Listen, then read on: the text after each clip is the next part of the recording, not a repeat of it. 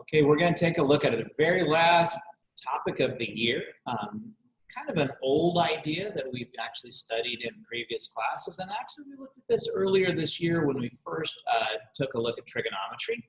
But we're going to take a look at finding the area of regular polygons through the lens of what we just talked about. So anyway, without any further ado, let's take a look at that last set of problems, and I'll make reference to what you have done in previous courses, and hopefully we can make this work very, very quickly.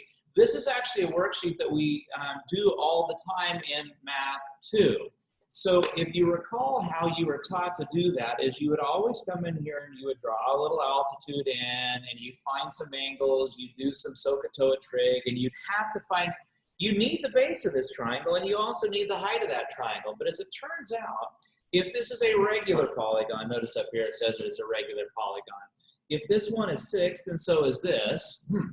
And if this is a regular hexagon, then you would be able to radiate a total of 6 triangles coming off of that, which means if you took 360 over 6, you'd get 60 degrees. So according to the formula we just learned, is it's 1/2 the product of any two sides times the sine of the angle in the middle.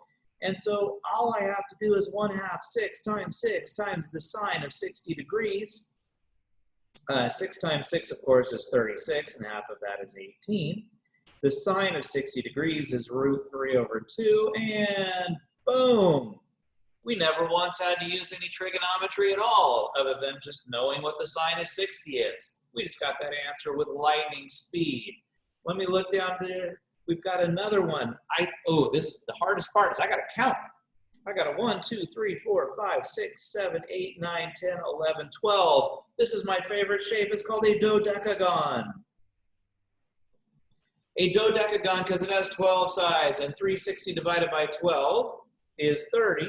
So we've got a 30 right there and an 8. And so again, just like the previous problem, 1/2 the product of the two sides times the sine of the angle in the middle turns out to be 1/2 8 times 8. That 8 times 8 is 64, so that'd be 32.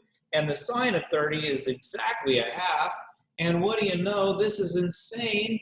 The area of this crazy dodecagon is exactly 16 units, which is not what I would have thought that would be. You know, back when you would have done this back in the day, you would have split that in half, you would have had a 15 degree, and you would have done a whole bunch of work. But it turns out that came out super duper easy. Now, unfortunately, everything doesn't always come out side angle side. What if someone handed you this first problem? I kind of went out of order on purpose on this document.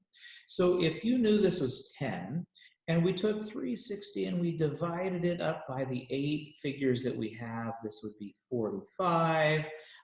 Making those two bottom angles, let me figure out what that is. 180 minus that 45 from the center. Let me double check that. Yeah. 180 minus 45 divided by 2. This is 67.5. Then I have to figure out what the heck can I do to finish. Well, I guess I could go ahead and use maybe law of sines. Let's call this thing x, and I could say the sine of 10, the sine of 45 over 10 is the sine of 67.5 over x. A quick cross multiply and divide. I found out that x is 13.066, and so the area of that triangle is equal to 1/2 the product of the two sides times the sine of the angle in the middle. So let's see, that would be 13 times 5 times the sine of 67.5. And I found out that the area of that triangle is 60.355. And I never had to find the height of that triangle, which back when you were in Math 2, that value was right here. We would have called that the apothem. And based on that quick little mathematics, we can find the area of regular polygons wonderfully well. Some of the activities that you're going to have coming up, you're going to be able to find them just honestly just as quick as a snap. Hey, it has been a pleasure to teach you this year. I hope we still get to talk a little bit more soon. I hope that I see many of you next year, and those that are going off to college, I hope that's not the end of our story, that you do stay in touch and that I do hear from you, because I do care a lot where my students go and how they end up. Please, please, please do stay in touch. I do miss you and I will miss you. All right, you guys have yourself a fantastic day.